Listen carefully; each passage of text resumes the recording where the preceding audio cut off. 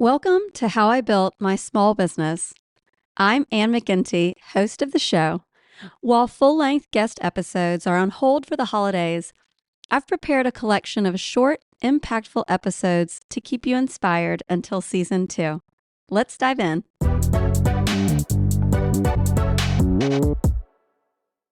Don't doubt your passions and interests.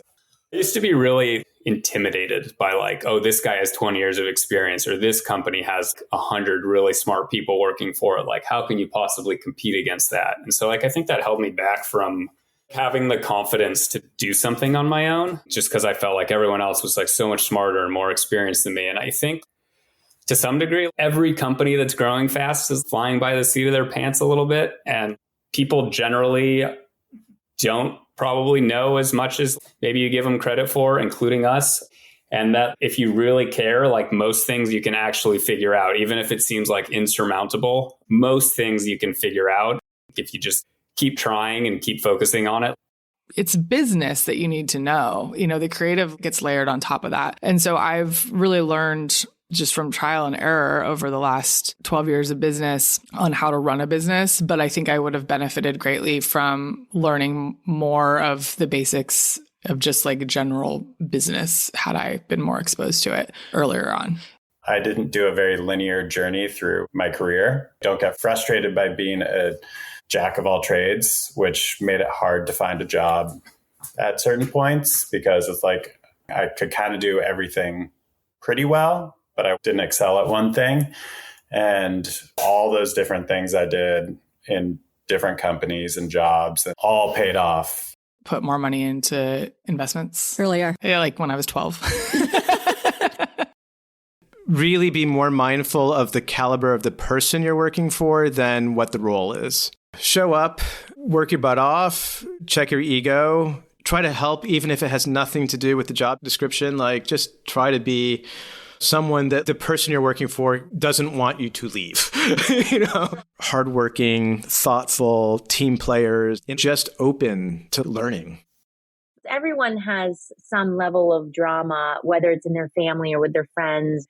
I would just say that you need to have armor on at all times because you cannot take stuff personally that aren't about you. You're just standing in the middle of when that emotion is being felt, and everything that comes on bounces off that's not about you, and just have compassion that it probably has something to do with something else.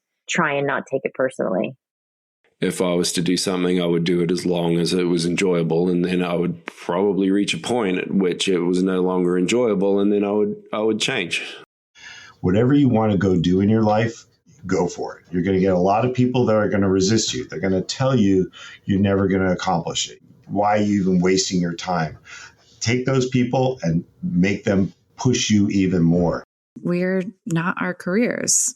Those are things that we do. And so it's okay to try new things, and those things don't define you.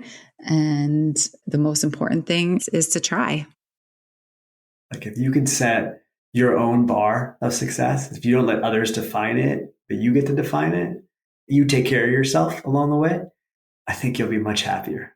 I wish I had learned that much earlier in life, that as soon as I started defining my own happiness, my own success, not through the bar of anybody else, that I could control it. I came out of undergrad school in the mid 90s when the internet was just getting launched. And a lot of the conversation then was, hey, do you need a web page? Does anyone think that the internet is really going to affect our professional lives, or will it affect business? Is this important?